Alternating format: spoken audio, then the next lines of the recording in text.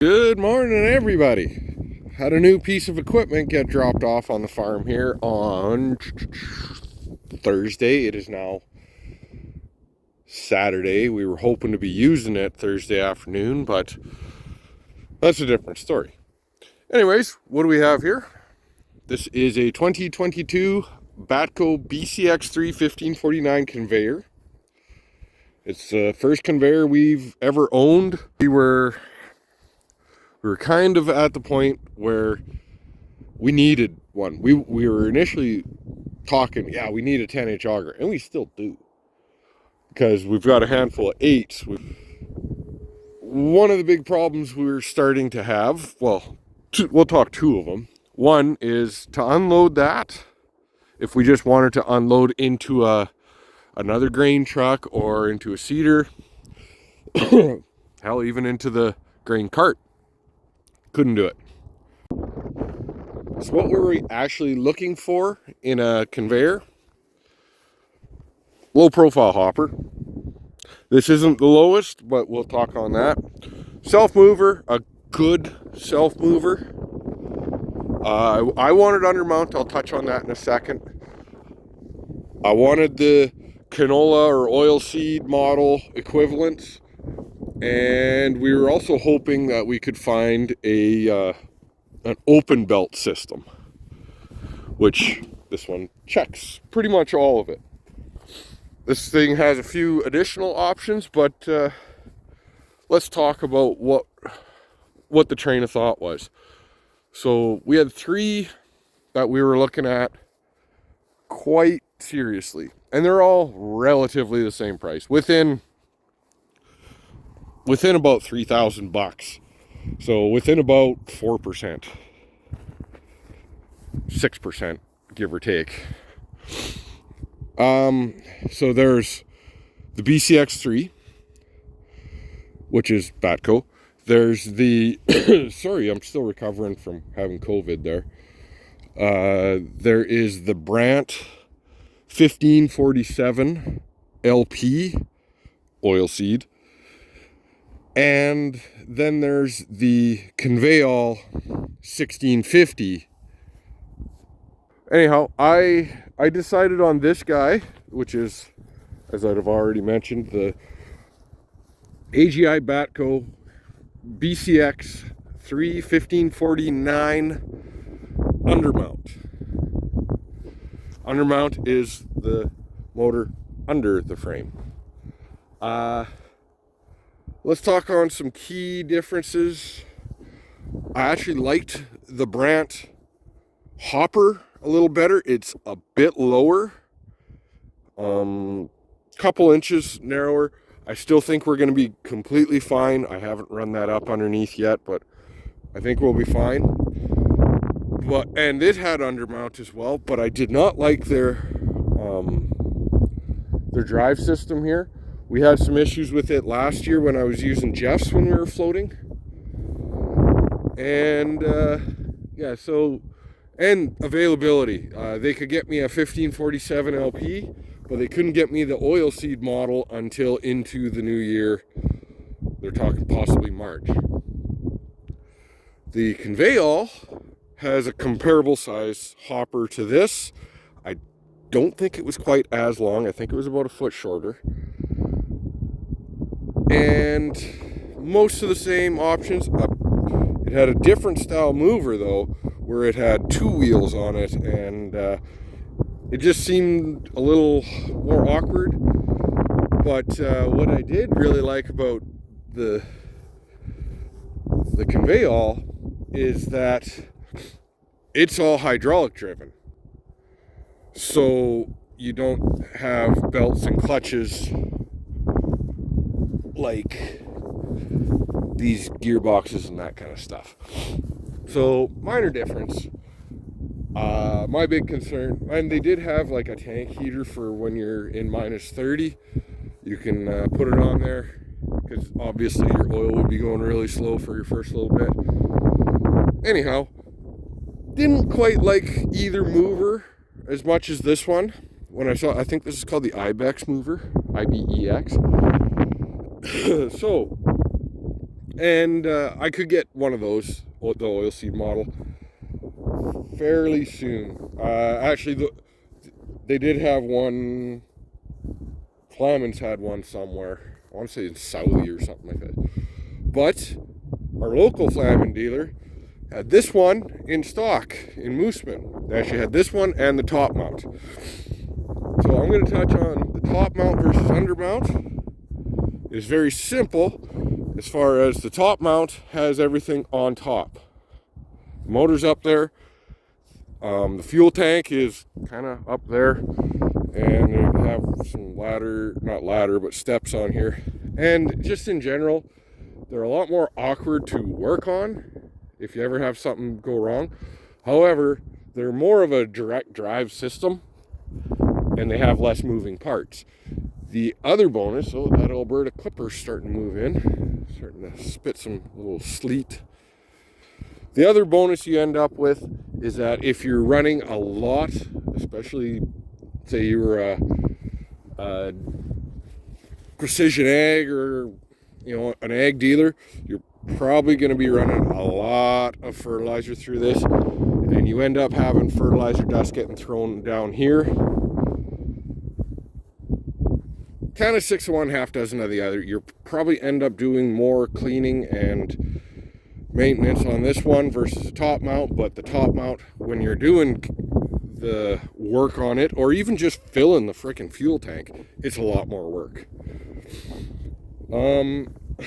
So that's why I wanted the undermount.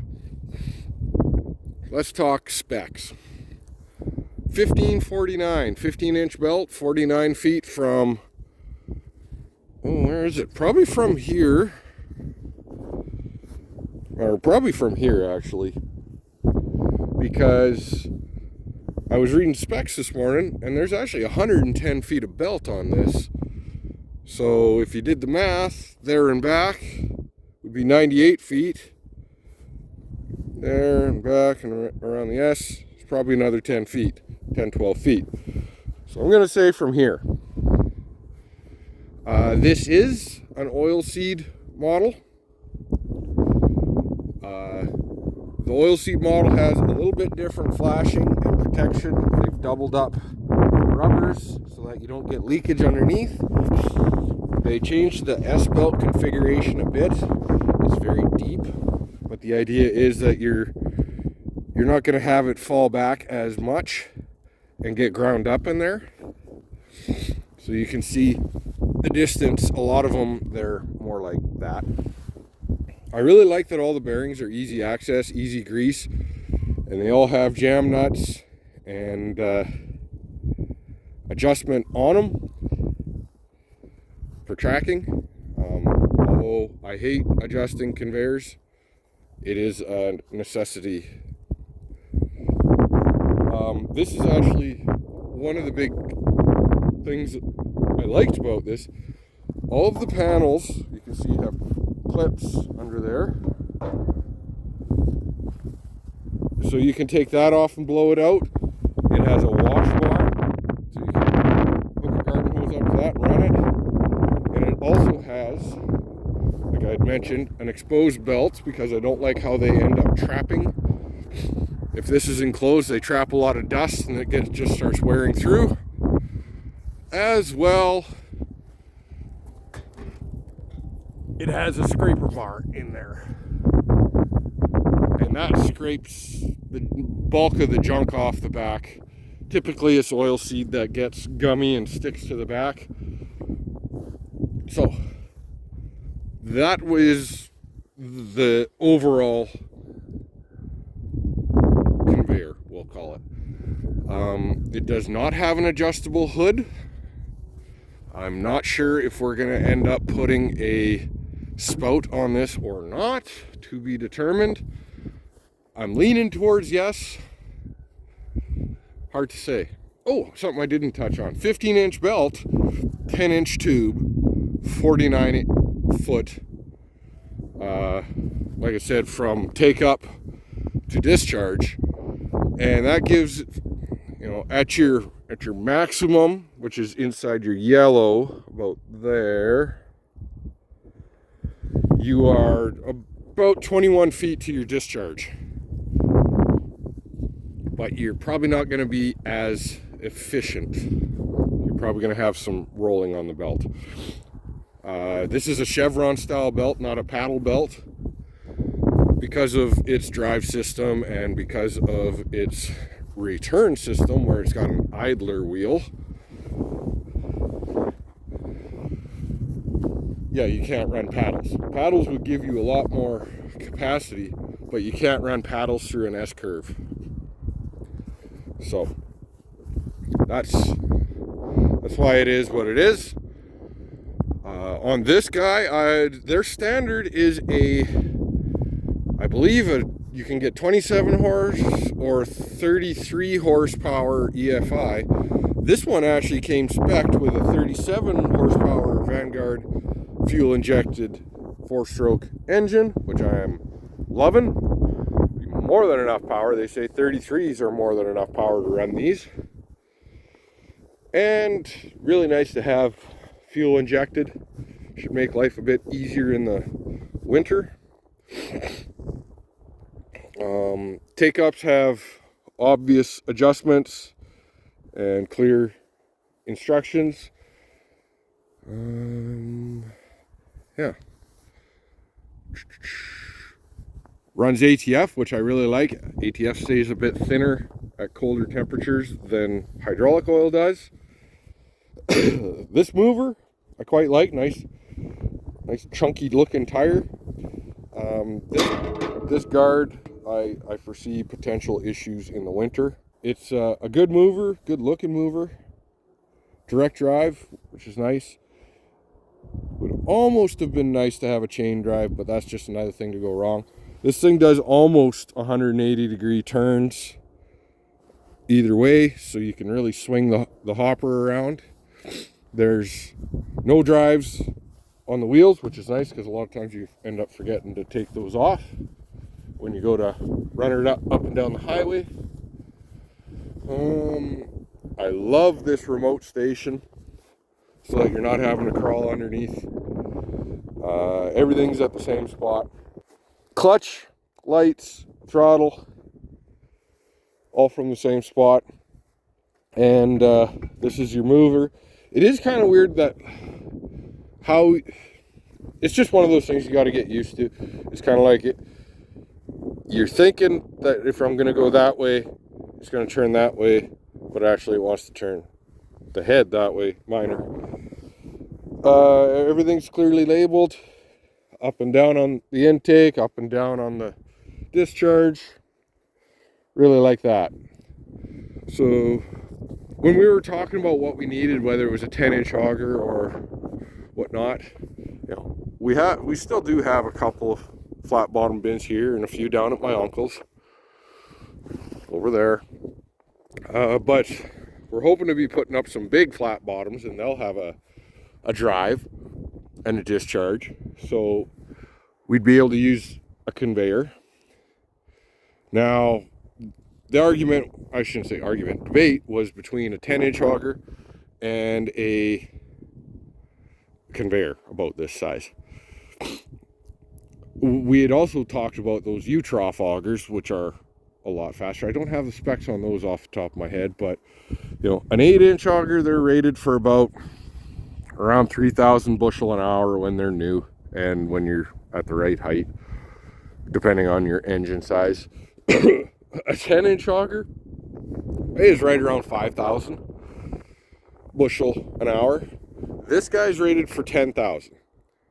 And yeah, that's a big difference. Something else, the Brandt is also rated for 10,000, and the conveyor was rated for, I think it was 8 or 9,000. I think it was 9. It was slightly less. And that's just because it's a hydraulic drive. But there's a lot less moving parts on that. So, anyhow, I'm excited to have one. I'm excited to get to use one. Oh, something else. I did kind of show.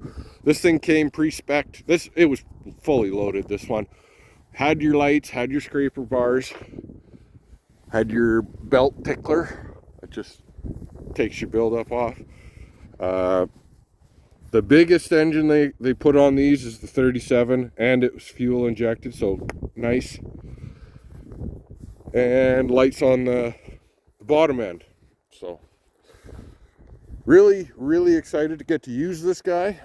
I think she's going to be getting a lot of use. Overall, I really like the design and the setup. I really like that all these panels, everything you need to get to is easy access. I wish they were clips instead of like snap pins, instead of pinned and cotter pinned, but everything's nice. It's got a prop rod.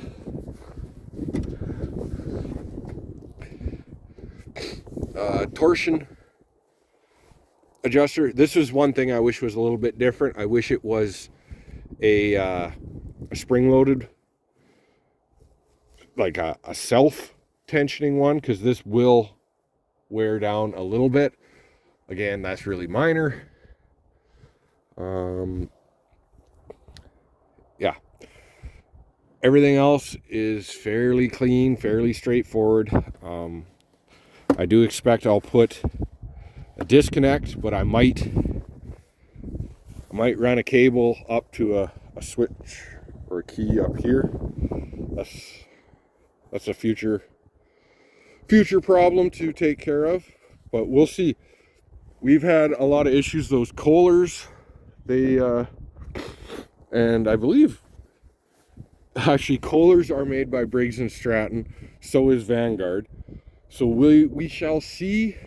The Kohlers, they seem to like to drain the batteries, so that's why if you just leave them there, the magneto drains it.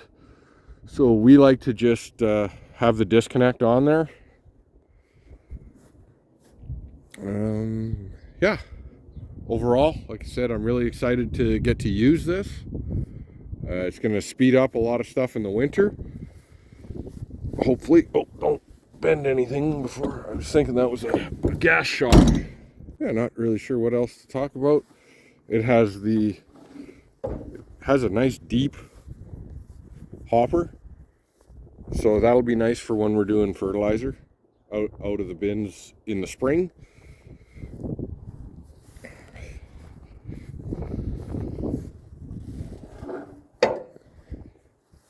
Yeah, I am very excited about this.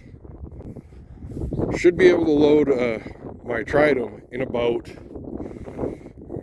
10 minutes now, which would be sweet. Because yeah, that guy holds, well, I'll get 1150 bushel of wheat on that, or 1360-ish bushel of canola legally. So you figure it out.